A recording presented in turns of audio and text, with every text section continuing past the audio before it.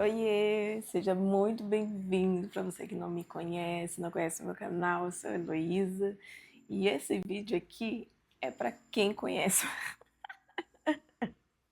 é para quem já me segue e notou que eu dei uma sumida, né? O último vídeo que eu postei recentemente foi para avisar que eu iria gravar um vídeo contando o porquê do meu sumiço, né? O porquê que eu dei uma desaparecida.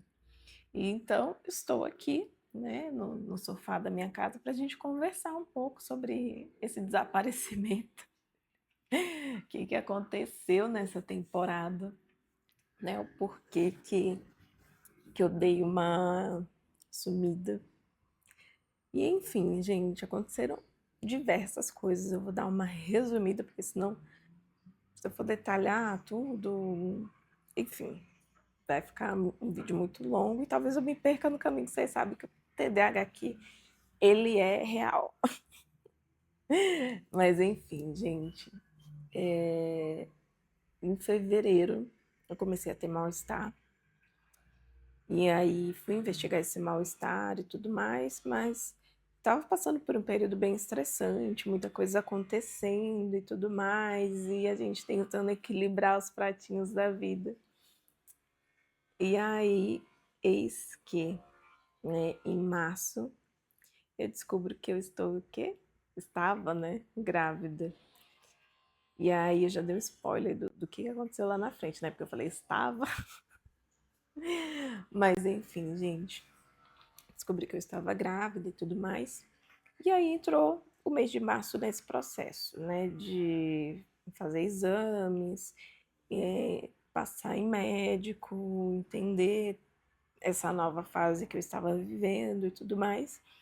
E principalmente entrar num processo de desaceleração, né? O Senhor ele tinha conversado muito com o meu coração já há bastante tempo, que eu precisava dar uma desacelerada, que eu precisava ir mais devagar em algumas coisas, que eu precisaria abrir mão de outras, né? E a gente demora muitas vezes para aceitar o direcionamento que o Senhor tem para as nossas vidas, né? A gente demora para entender, a gente demora para aceitar, a gente deixa o processo maior do que o que ele realmente era muitas vezes, né? Mas eu sei que a graça do Senhor ela está com a gente em todo o tempo. Então, o que me traz assim, né? O que me deixa numa plenitude, né? Depois de tudo que aconteceu, as pessoas falam: Nossa, mas você é forte, não sei o quê.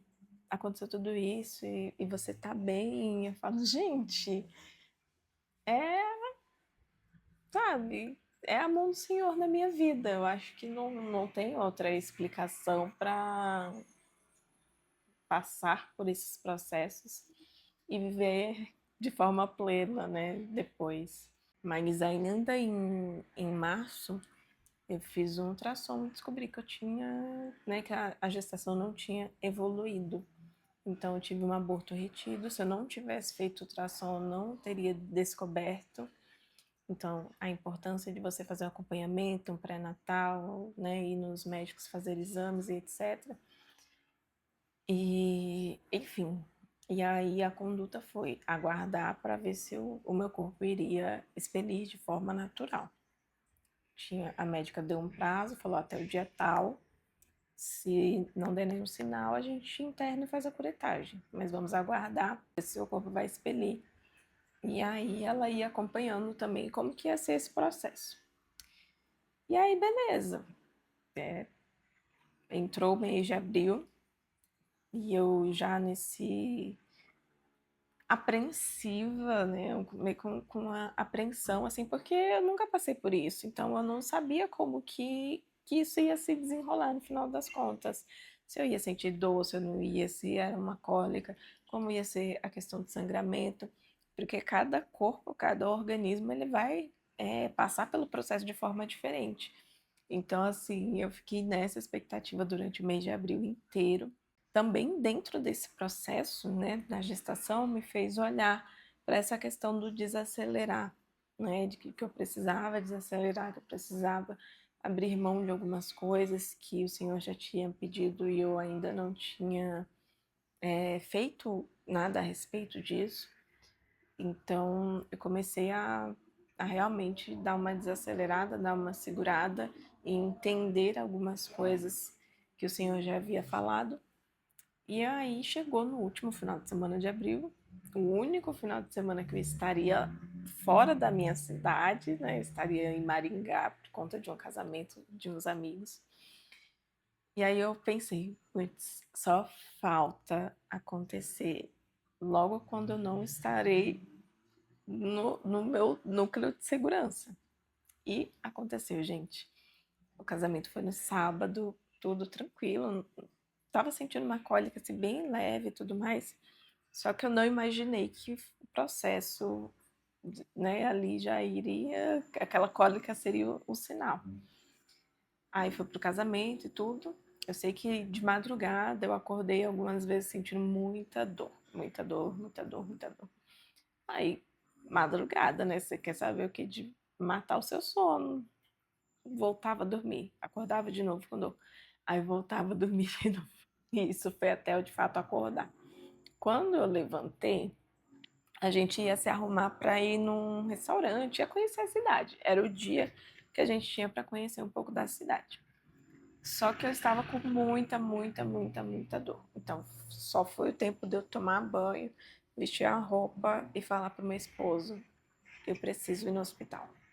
Não vai dar para ir para lugar nenhum que não seja o hospital. Fomos para o primeiro hospital.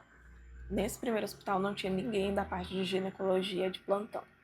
E aí a enfermeira falou assim: olha, não adianta te furar aqui agora, te dar nada, porque você precisa passar pelo procedimento de curetagem e tudo mais, precisa passar com o médico da área. Então eu recomendo vocês irem para o outro hospital e tal. E aí, beleza, a gente foi para o outro hospital, era o mesmo hospital da rede desse primeiro hospital. E aí, chegando lá, começou o trâmite das burocracias. Vamos ver se atende no convênio.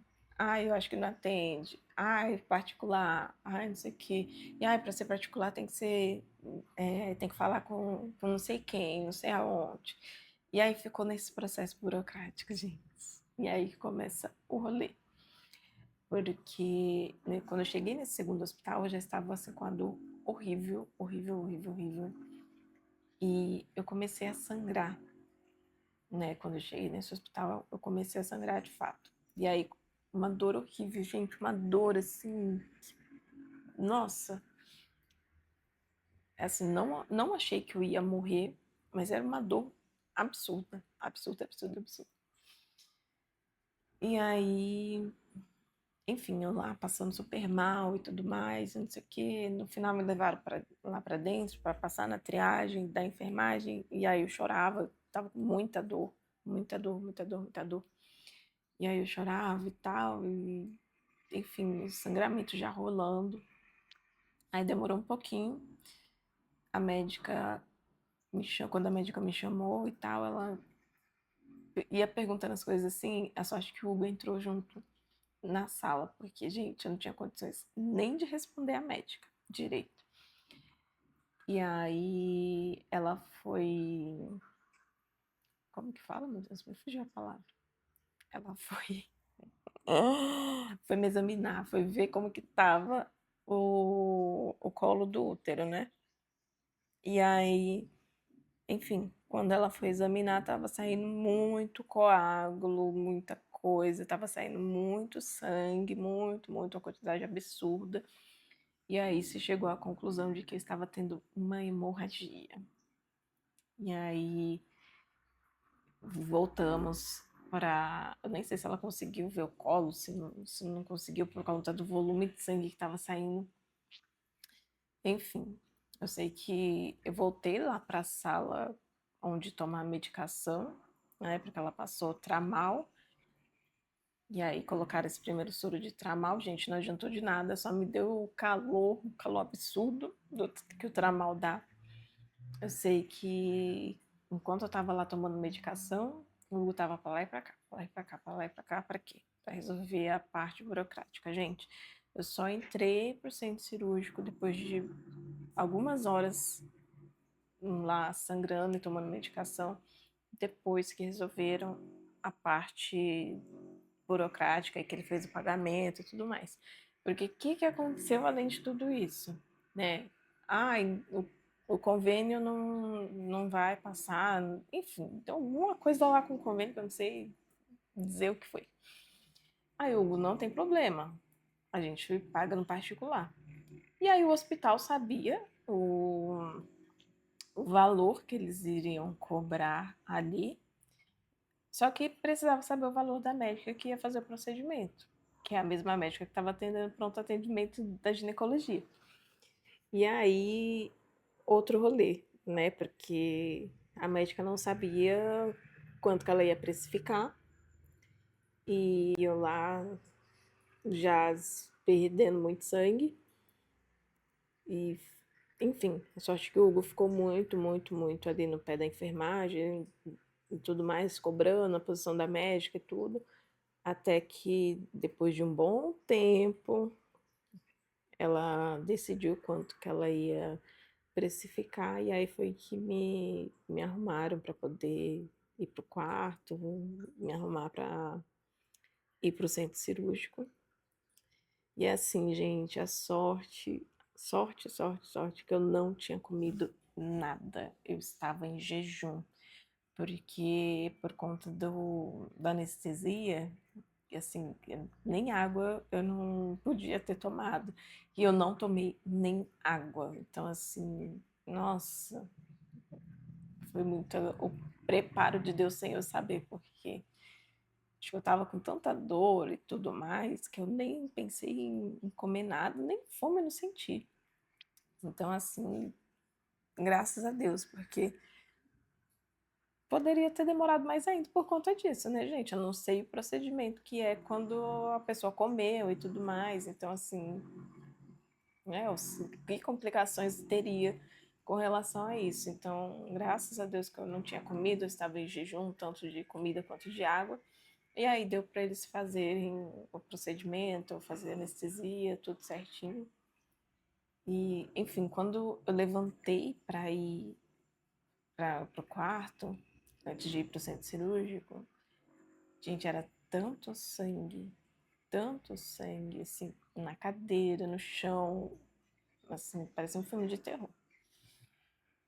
E aí fui pro centro cirúrgico e tal, o anestesista começou a conversar comigo e tudo mais, aí perguntou 587 vezes, que era para confirmar mesmo de fato, né, procedimento de segurança, se eu tinha, se eu realmente estava em jejum, que horas, se foi a minha última refeição, se eu tinha tomado água, se eu não tinha, e ele ficou perguntando várias vezes as mesmas coisas, que é para, tipo, ter certeza de fato que tava tudo bem para ele fazer a anestesia. E aí, beleza. Gente, eu nunca tinha tomado essa anestesia que apaga a gente. Nossa, pensa num sono bom. Eu falei pro Hugo, o dinheiro mais bem pago foi esse do anestesista. Gente, que sono gostoso, gente. Quando me acordaram, né? Quando já tinha acabado tudo, me acordaram. Eu ainda estava com muito sono, muito. Eu queria continuar dormindo, né? E aí o pessoal da enfermagem ficou lá conversando comigo e tal, para eu ficar acordada. Ai, mas gente do céu, pensa no sono bom. Tô aqui lembrando até, ó, dá sono só de lembrar. Ai, meu Deus. E aí eu sei que eu voltei pro quarto, como eu perdi muito sangue, eles não podiam me dar alta antes de saber o resultado do meu exame de sangue, né, para ver como tava lá e tal, e também tipagem sanguínea e tudo mais. E aí eu fiquei lá no quarto esperando um pouquinho, aí depois veio a enfermeira, aí falou: "Ah, vai tomar banho para poder dar uma, né, despertada aí também". E aí tomei banho e tudo, troquei de roupa. Eu fiquei lá no quarto ainda com muito sono, muito sono. Ainda tava bem sonolento. Aí comi e tal, e eu achei que a alta nem ia sair no mesmo dia. mas saiu, né? Acabou saindo à noite. Os nossos amigos foram buscar a gente no hospital. E aí, essa parte, ok, né? A curetagem e tudo mais, né? Foi o que foi retirado, foi para biópsia, enfim, né? Os procedimentos aí, padrão do rolê. Voltamos para São Paulo na segunda-feira, né? A médica liberou que estava tudo certo, não tinha acontecido nada que pudesse impedir de viajar e tudo mais, né? Então, voltamos. O processo de recuperação da curetagem foi bem tranquilo na primeira semana. Eu tive um pouco mais de dificuldade, né? Assim, de não pegar peso, fazer repouso, porque eu estava sentindo ainda cólica e tudo mais, né? Por conta do procedimento. Mas foi bem tranquilo, assim, bem tranquilo. Nos primeiros dias tive ali o sangramento, que é comum, e depois ele cessou e não tive mais. E aí se encerra esse ciclo, né? E eu falo que o processo do aborto, né? Tanto a notícia foi um processo, porque apesar de eu ter tido aquele choque no primeiro momento, de eu não ter uma reação, não saber o que sentir, depois esse processo aconteceu, né? E aí foram alguns dias, não chegou a ser uma semana e tal, mas foram alguns dias em que eu estive mais triste, estive mais sensível e etc. E refletindo, né? Mas nunca no lugar de julgar a Deus ou de acusar a Deus e tudo mais. Era mais numa posição assim de tristeza mesmo, né? De as coisas não terem acontecido da forma que eu esperava. E aí, depois de ter se recuperado disso, eu falei que foi uma segunda porrada, né? Porque você acaba de sair de um processo ali de luto e acaba entrando nele novamente com o processo físico, né? A dor física, ela é absurda. E aí entrei novamente nesse processo do entendimento emocional, né? Ele demora um pouquinho mais para vir, pelo menos comigo, né? Foi desse jeito, cada pessoa tem uma forma de lidar. Mas ele demora um pouquinho mais para aparecer, e aí ele vem, dá uma porrada e depois eu volto ao normal. E eu falo, gente, que esse processo emocional, ele veio com intensidade, mas ele não permaneceu porque eu me apeguei muito ao Senhor. Muito. Se esse processo teve algo de bom, foi essa aproximação, esse estreitamento de laços com Deus no secreto. Não porque eu estava afastada ou porque eu não estava me relacionando com ele. Só que tem coisas que eu só compreendi de fato, que eu só senti, que eu só entendi, assim, da parte de Deus, vivendo tudo o que eu vivi. Já fiquei emocionada. Vivendo tudo o que eu vivi durante todo esse processo. Né? Eu tenho um entendimento, assim, que foi um processo que me trouxe cura de muitas coisas que eu não sabia que eu precisava de cura, né? E de muitas crenças e de muitas coisas que eu acreditava sobre mim mesma, de muitas coisas que eu acreditava sobre relacionamentos, sobre ser mãe, sobre constituição de família de fato, coisas que eu só entendi, coisas que o Senhor me falava e eu só entendi depois de ter passado por esse processo. Foi um processo assim muito, né, eu não sei como que foi para o Hugo esse processo com relação à parte dele, assim, mas para mim foi uma coisa assim como se o Senhor tivesse me pegado assim e me envolvido nas mãos dele, literalmente. Então, falo que, né, que ai, as pessoas falam, ai, você tá bem, não sei o quê, e eu falo, gente, eu realmente tô bem, eu tive os meus momentos de sentir, né? Tive os momentos de tristeza, a gente tem os nossos altos e baixos, mas o que me sustentou em alegria e em paz, principalmente, foi a mão do Senhor, de fato, né? Após isso, né, passando aí mais ou menos o quê? Uma semana? Acho que foi uma semana mais ou menos que passou, no máximo 2. Fui mandar mensagem para minha mãe e tal, para contar, né? Até então eu não tinha compartilhado. A gente não compartilhou com muitas pessoas, gente, nem sobre a gestação, nem sobre a perda.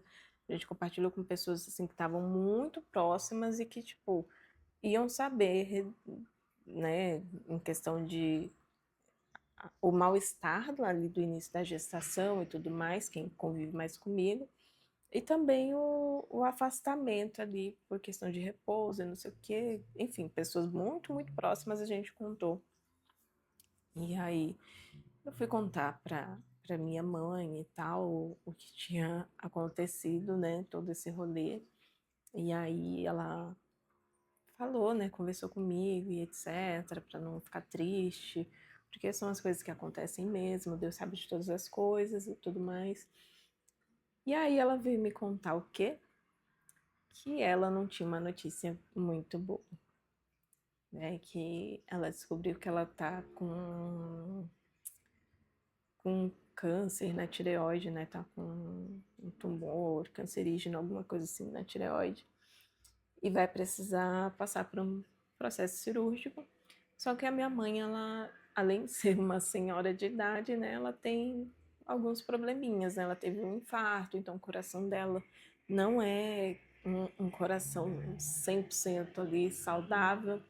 Ela fumou por muitos anos, então assim, tem as complicações com relação ao pulmão e tal. Então ela, como ela é uma pessoa que sempre se cuidou e sempre foi médico e tudo mais, né, ela acabou descobrindo nessas consultas aí. E aí fez exames e etc.